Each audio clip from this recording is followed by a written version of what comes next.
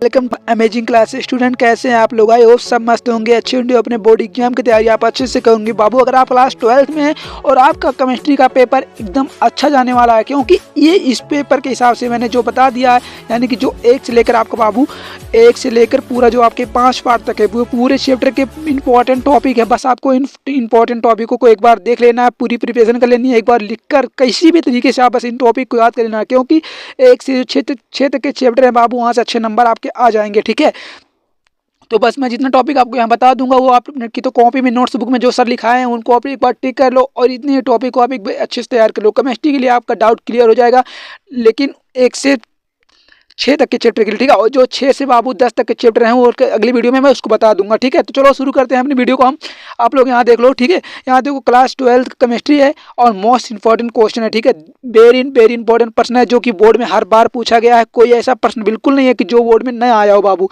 तो देखो इसके हिसाब से हम शुरू करने वाले हैं। ठीक है, देखो यहाँ पहला हमारा प्रश्न है बाबू कि जो हमारा पहला प्रश्न है, ठीक है, कि मोल प्रभाज की स्पष्ट कीजिए। ठीक है, इंपॉर्टेंट प्रश्न है क्लास 12th के स्टूडेंटों के लिए, वेरी इंपॉर्टेंट है, कमिंग सून 2025, यानी कि बाबू आपके एग्जाम में आ सकता है। ठीक है, 25 में यह पेपर आप में देखने को मिलेगा। ये क्वेश्चन बिल्कुल भी क्वेश्चन यही रहेगा। बस आपको क्या हो सकता है कि जहाँ मोल प्रभाज लिखा बाबू वहीं कभी कभी मोल अंश कर देता है। ठीक है, इस बात पर कंफ्यूज नहीं होंगे आप, क्योंकि अंश को ही प्रभाज कहा गया है। ठीक है, उसके बाद दूसरा जो टॉपिक हमारा है, टॉपिक आप कंप्लीट करते चलेंगे। एक बार आपने आप नोटबुक में, यानी कि नोटबुक में जो होगा बाबू आप उसमें टिक कर लो। ठीक है, इतना ही टॉपिक आपको रट के जाना है। ठीक है, वेरी इंपॉर्टेंट सभी टॉपिक है, सबको बताया जाएगा, सब एक ना एक बार बोर्ड में रिपीट किए गए हैं, ये पूरी उम्मीद है मुझसे। ठीक है, आप मुझसे पूरा उम्मीद लगा के बैठ सकते हैं कि जितना क्वेश्चन आपको बताया जाएगा, कोई भी बिल्कुल क्वेश्चन फालतू नहीं बताए जाएंगे। जो समझाया जाएगा, जो बताया जाएगा, सब पर बाबू एक ना एक बार वो बोर्ड में आया है। ठीक है, देखो दूसरा हमारा टॉपिक है कि आदर्श विलयन का व अनर्थ विलयन में अंतर। ठीक है, इंपॉर्टेंट टॉपिक है ये। देखो पहले चैप्टर्स तुम्हारे हैं बाबू, आदर्श विलयन और अनादर्श विलयन। ठीक है, आदर्श विलयन क्या होता है स्टूडेंट? बहुत ईजी है, जो राउल के नियम का पालन करता है, जो राउल के नियम का पालन नहीं करता है। और यहाँ देखो इंपॉर्टेंट है कि राउल्ट का नियम बाबू, राउल्ट का नियम क्या है? व्यंजक। एक तो आप राउल्ट का नियम क्या होता है, उसकी जो थ्योरिकल होती है ना, जो थ्योरी होती है उसको तो आप थ्योरी लिख लेंगे। उसके बाद उनके व्यंजक होते हैं, व्यंजक क्या होता है? व्यंजक को कभी कभी बोलता है कि राउल्ट के नियम को सत्यापन कीजिए, ऐसा क्वेश्चन आ सकता है। इनकी टॉपिक ये भी इंपॉर्टेंट है। ठीक है, जितने भी टॉपिक आपको यहाँ बताए जाएंगे सब इंपॉर्टेंट टॉपिक, बस आपको इनको तैयार कर लेना है। उसके बाद यहाँ पर देखो तीसरा टॉपिक हमारा है कि स्थिर, ठीक है, स्थिर व्यक्ति मिश्रण किसे कहते हैं? ठीक है, मिश्रण किसे कहते हैं?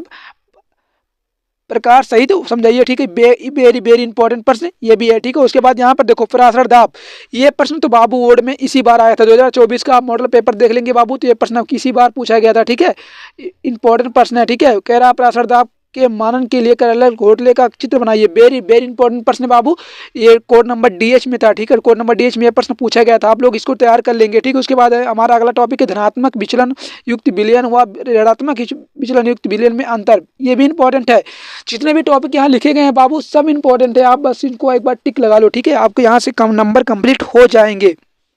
उसके बाद है मोलरता व मोलरता में अंतर, ये तो आप जानते हैं कि हर साल पूछा जाता है, इसी कोई दो राय की बात बिल्कुल नहीं है, वेरी इंपॉर्टेंट प्रश्न है। हेनरी का नियम लिखना पड़ेगा आपको, ये भी इंपॉर्टेंट प्रश्न है। उसके बाद नॉर्मलता को समझाना पड़ेगा। ठीक है, इनकी नॉर्मलता का बाबू वही जहाँ समझाना जो लिखा है बाबू, परिभाषा ही पूछा है। ठीक है, परिभाषा ही आपको लिखना है। यहाँ पर देखो सूत्र लिखना पड़ेगा, नॉर्मलता का सूत्र लिखना पड़ेगा आपको, यहाँ फार्मलता की परिभाषा। ठीक है, यहाँ फार्मलता की परिभाषा सूत्र लिखना पड़ेगा। कि ये इंपॉर्टेंट टॉपिक है, आपको इनको रेडी करके ही जाना है। ठीक है, यहाँ पर देखो तुल्यांकी चालकता व आणविक चालकता को आपको सिद्ध बताना है। ठीक है, कि तुल्यांकी चालकता क्या होता है, आणविक चालकता क्या होता है। ठीक है, ये भी इंपॉर्टेंट प्रश्न है, ये भी बोर्ड में बहुत बार पूछे गए हैं। ठीक है स्टूडेंट,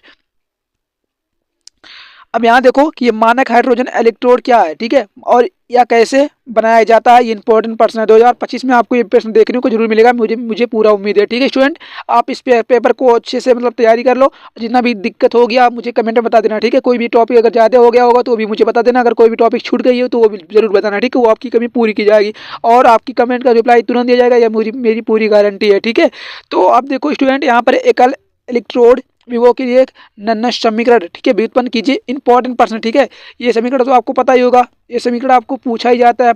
कभी कभी ऐसा हो जाता है बाबू कि ये समीकरण को सिद्ध ना करके वो केवल पूछ लेता है कि नन्नस्ट समीकरण को बाबू आप केवल व्यंजक लिख दीजिए, उसका सूत्र लिख देना। कभी कभी ऐसा भी होता है 1-2 नंबर में प्रश्न पूछ लिए जाते हैं। ठीक है, तो स्टूडेंट आपको लोग एक प्रश्न देख लेने हैं। ठीक है, यहाँ फ्राइडे का विद्युत अपघटन का नियम क्या होता है, इंपॉर्टेंट प्रश्न, ठीक है, ये इंपॉर्टेंट प्रश्न है। ये दो नियम जो बाबू फ्राइडे ने दिए थे विद्युत अपघटन के नियम, बाबू दोनों नियम आपको तैयार करके जाना, क्योंकि दोनों नियम और इसी चैप्टर का एक है कोलराउस के नियम के दो अनुप्रयोग, ठीक है। कोलराउस का नियम क्या है बाबू, दो अनुप्रयोग आपको बताना। कोलराउस के जो नियम है उनके आपको नियम याद करने और दो अनुप्रयोग को याद करके आना है। सूक्ष्म सेल का नामांकित चित्र करना है आपको। सेल स्थिरांक किसे कहते हैं, विशिष्ट चालकता तो किस तरह में संबंध बताना पड़ेगा, ठीक है। इंपॉर्टेंट प्रश्न है आपके लिए, ठीक ठीक है। तो बस अब इतना ही टॉपिक आपको क्लास 12 के लिए तैयार करना है। मैं मुझे पूरा उम्मीद है कि आप लोग कर ले होंगे। देखो अगर बाबू आपको कैसे तैयारी करना है, ठीक है। देखो एक चैप्टर का मतलब आप लोग मान लो कि एक चैप्टर आपका पूरा रेडी हो जा रहा है पढ़ के, ठीक है। एक चैप्टर का पूरा पढ़ के और रेडी हो जा रहा है, तो क्या करना है इस चैप्टर में आपको कि इस चैप्टर को एक बार लिख कर रेडी करना है, ठीक है। एक चैप्टर आपका रेडी हो गया। अब इस चैप्टर के कितने लॉन्ग आंसर बन रहे हैं, ठीक है, कितने लॉन्ग आंसर हैं, ठीक है, और कितने शॉर्ट आंसर है बाबू, वो सबको एक एक बार आपको देख लेना है, ठीक है। अब लॉन्ग आंसर का क्या करना है, अब लॉन्ग आंसर के केवल एक ही बार प्रिपरेशन करेंगे, एक बार आप रेडी कर लेंगे, उसके बाद उसको बार बार एक बार जब कॉपी आप खोले तो डेली एक बार इसको देखना है कि एक पेज को पलटते हुए डेली देखना है, ठीक है। इस तरह से आप इसकी प्रिपरेशन बहुत गहरी हो जाएगी, मुझे पूरा उम्मीद है। और जो शॉर्ट आंसर है बाबू उसको तो आप मान लीजिए जैसे कि हो गया राउल्ट का नियम, अगर आपको सत्यापन करना है, ठीक है, तो राउल्ट का सत्यापन करते समय राउल्ट का नियम पहले ऊपर लिख दे, ठीक है। राउल्ट का जो नियम है बाबू उसको पहले ऊपर से अच्छे से लिख दें, उसके बाद सत्यापन यहाँ से करना स्टार्ट करें, ठीक है। और डेली एक बार करते रहें। एक बार अगर आपको ऐसे करने से बोरिंग लगेगा मुझे पता है, ठीक है, लेकिन क्या करना है कि आपको एक बार अगर कॉपी मान लो आपका एक पार्ट रेडी हो गया और दूसरा पार्ट आपको रेडी करना है, तो ये नहीं कि इसको बार छोड़ देंगे, आप इसको शुरू करने से पहले एक बार इसको आप एक बार निगाह से देख लेंगे, ठीक है। इससे क्या होगा, आपकी प्रिपरेशन बहुत मजबूत हो जाएगी। मुझे पूरा उम्मीद है कि जो आपका पेपर होने वाला है केमिस्ट्री में आपका नंबर अच्छा आएगा, ठीक है। तो इतने टॉपिक आपको बता दिए गए बाबू, मात्र कुल मिला के 20-25 टॉपिक होंगे, ठीक है। मैं आई होप, ठीक है, जितने भी हो तो आपको इतना तैयार कर लेना है, उससे बाहर एक भी क्वेश्चन नहीं जाएगा। जो और बाबू जो 6 से लेकर 10 तक चैप्टर हैं, ठीक है, उनको मैं वीडियो बहुत जल्दी अपलोड कर दूंगा, वो भी आपके सामने इतना ही प्रश्न पूछे जाएंगे, बस कुछ बाबू रिएक्शन बताए जाएंगे आपको, कुछ आप क्रिया बताई जाएंगे जिनको आपको परिभाषा याद करना पड़ेगा, ठीक है। और 2 चरण होंगे जो प्रयोगशाला वीडियो बताया जाएगा, ठीक है, उनमें से आपको इंपॉर्टेंट प्रश्न कर दिया जाएगा और उतना ही प्रश्न आपको तैयार करके केमिस्ट्री आना। केमिस्ट्री में आपका परफेक्ट नंबर बनने वाला, ये मेरी गारंटी है, ठीक है। तो कोई भी दिक्कत हो तो मुझ तक आप कमेंट करिएगा। और अगर आप चैनल पर नए बने हैं बाबू तो चैनल को सब्सक्राइब कर लो, ताकि जो अगली वीडियो की नोटिफिकेशन है, यानी कि जो क्लास 12 के लिए जो 6 से 10 तक के चैप्टर के जो इंपॉर्टेंट टॉपिक है वो अपलोड होने वाले हैं, उसकी नोटिफिकेशन आपको तुरंत मिल जाए, ठीक है। चलिए मिलते हैं अगली वीडियो में, तब तक के लिए जय हिंद, जय भारत, वंदे मातरम।